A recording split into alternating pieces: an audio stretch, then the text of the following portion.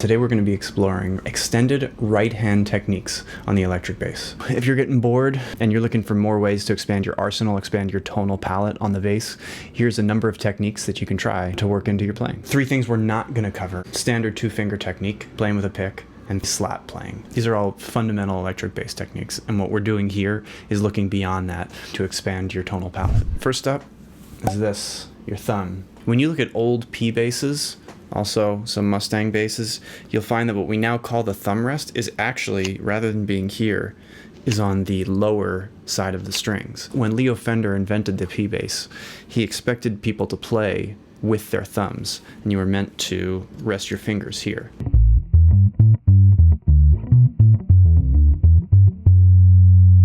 Now, of course, when you play with your thumb alone, you can't play nearly as fast usually as when you're using your other fingers. But that doesn't mean that you can't include your thumb and exercise it as part of your right hand technique. Most frequently, you come across thumb playing as part of palm muting, because it just fits so nicely when you rest your hand on the strings.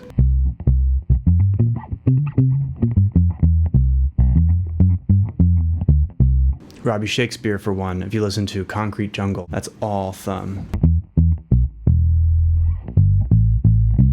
And it's not just the tone that he gets, which is big and warm and kind of enveloping, but you can also hear how it affects the feel as well.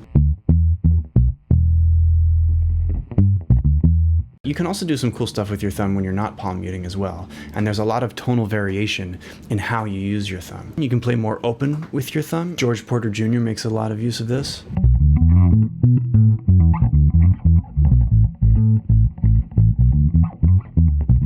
I have weird thumbs, so your mileage may vary, but I've got a really good tone right on that part. In addition though, once upon a time in another life, I came from a classical guitar background, and while I cut off all my nails when I really started to play bass, I have always left my thumbnail just a little bit longer. And what that allows me to do is, if I want to get fleshy thumb tones, I can use the side of my thumb, but then I just angle it slightly differently. Fleshy, angled. And I just get that little tip of the thumbnail against the string, which is not quite as hard as a pick, but it has a little bit more of the picked energy.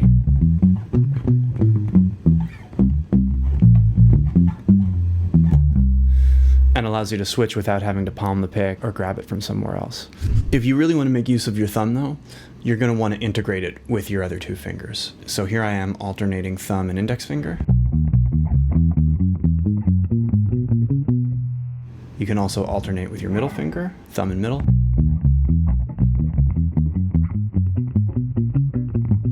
That's a little more awkward. What I really love doing is using all 3 of those fingers together.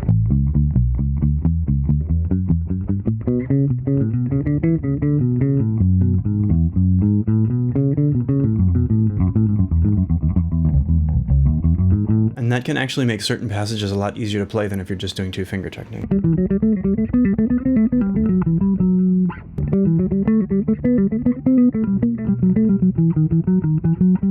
Palm muting is not just open or muted, but can give you this whole spectrum of tone and can really allow you to shape the contour and envelope of your notes. Even when you take the thumb out of it, you've still got 4 other fingers. There's a lot you can do by incorporating your ring finger. First off, try alternating your index and your ring finger and leaving the middle finger out of it.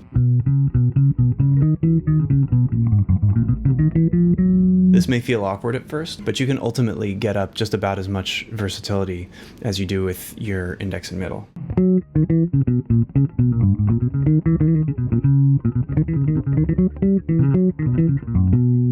If you're playing with a pick, you can throw the pick easily under your middle finger and play with your index and ring.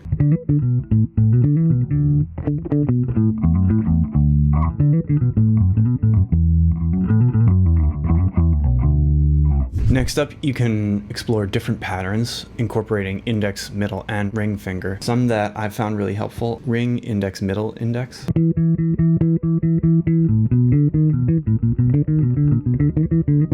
Or you can flip it, middle, index, ring, index. And so what's it like when you use 3 fingers playing a passage?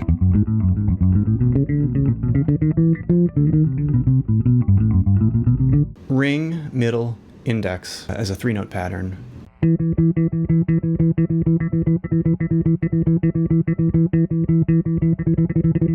You can do quite fast to the point where it basically becomes a tremolo.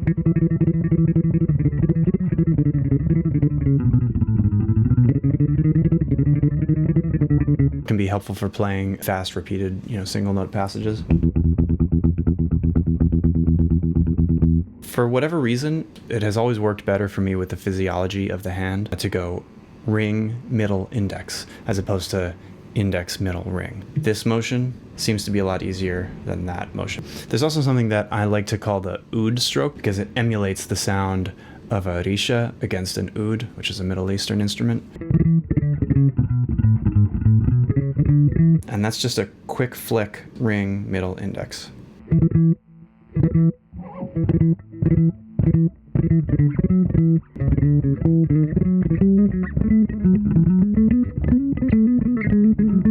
So we've explored using the thumb and your two fingers, and your two fingers and your ring finger.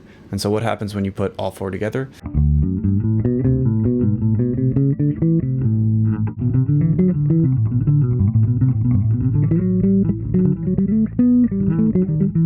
And so once you've gotten all four of these fingers involved, you can start using them in other creative ways as well, such as tremolo.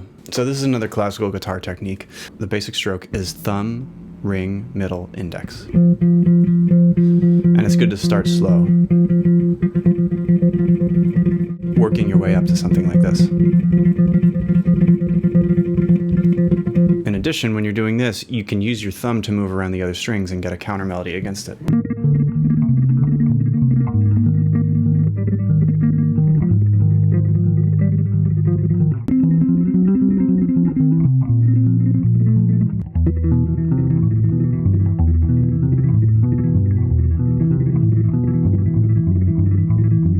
And while we're playing around with tremolo, there's one other tremolo technique that I sometimes use. I'm going to call this index tremolo. It works particularly in quiet passages. You can move your index finger back and forth against the string and get a kind of a nice subtle tremolo sound.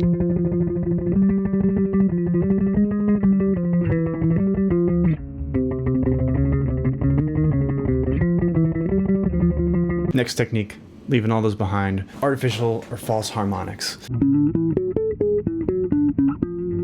So the technique for this is pretty simple. You're fingering the neck with your left hand, and then you're going to find the spot on the string exactly 12 frets up, or wherever 12 frets up would be, the halfway point, the node of the string. The edge of your thumb rest it gently against the string without pushing too hard. Then I'm using usually my middle finger to pluck the string as my thumb's against it. I've seen some other techniques for doing this as well. I've seen some people use their index finger for the node and their thumb to pluck. But I find that a bit less natural to do, and I think it may be more closely associated with guitar than bass. With this, I get a nice warm sound. And then the trick is that as you move around, as you finger different notes with your left hand, you need to move your right hand compensated so that you remain at the node at the halfway point of the string. So let's say I'm at the C on the 5th fret on the G string with my left hand. I'm going to put my thumb over the C at the 17th fret and pluck, because that's one octave. And then if I move up to a D on the same string, I'll move up 2 frets with my right hand as well.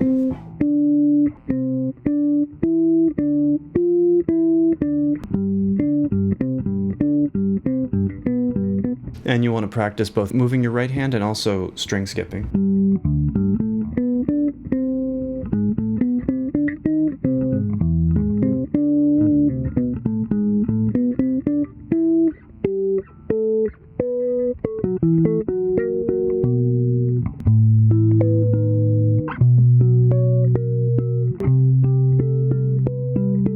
Even though it can be a little bit intimidating at first to place 2 hands at specific spots, I think you'll find that it's actually quite forgiving. If you're visualizing moving your left hand around the neck, you just need to subtly compensate with your right hand to follow as well.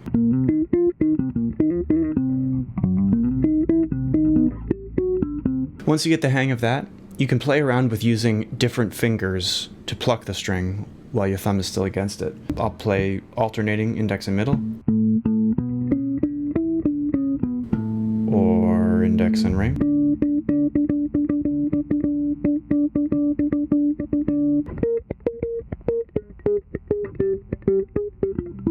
Now we're moving in a different direction entirely, and we're going to talk about swells. This is where you use your volume knob to take the attack off of a note.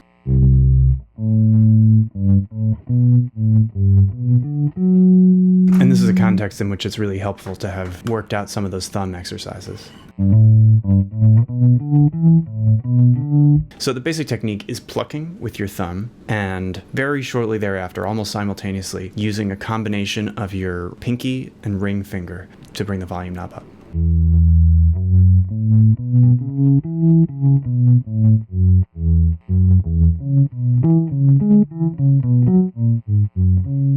You'll find that different pots, different volume knobs function a little bit differently. I like a taper that feels parabolic rather than linear. It gives you more of a musical oomph to it. There's a lot more that you can do with swells than simply swelling into a single note like that. First of all, rather than using your thumb sometimes, you can tap with your left hand, which already sets the string in motion, and a lot of the time that's enough to swell in.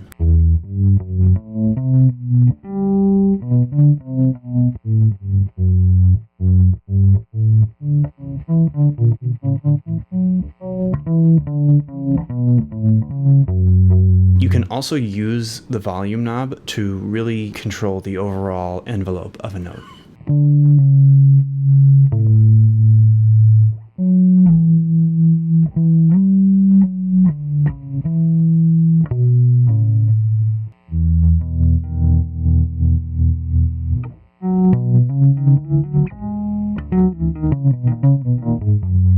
Subtly dip the volume as you use your left hand to get a little more attack on the string.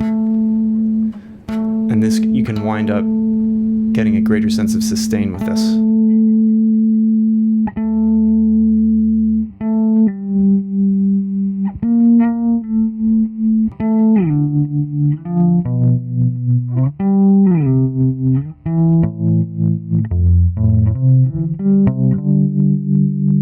Another thing you can do is tremolo in time or in rhythm.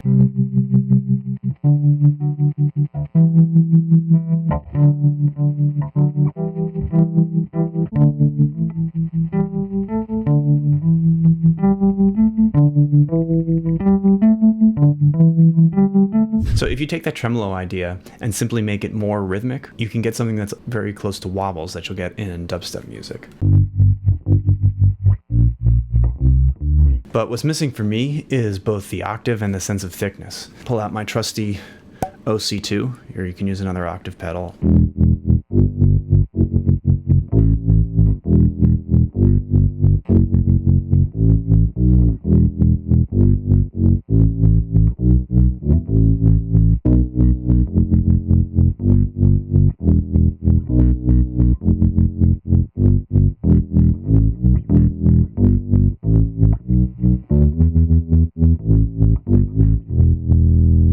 Maybe we'll go into some other OC2 tricks another time. One last thing I thought about looking at is tapping. I'm a little bit hesitant to get into this because I'm not fully convinced that it is more than just a party trick.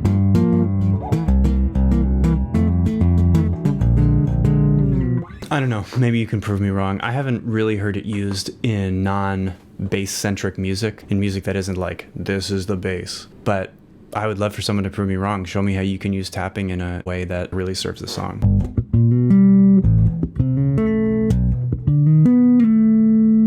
But as you heard, it can be helpful when you're using swells to be able to tap on with your left hand. I don't know if you got something else to do with your right hand.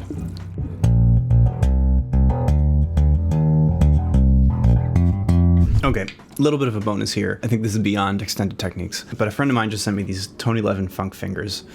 They're essentially a third of a drumstick that you then strap to your fingers. And I don't think I'm going to be using them on my next singer-songwriter gig, but I'm surprised at just how musical and intuitive they actually are.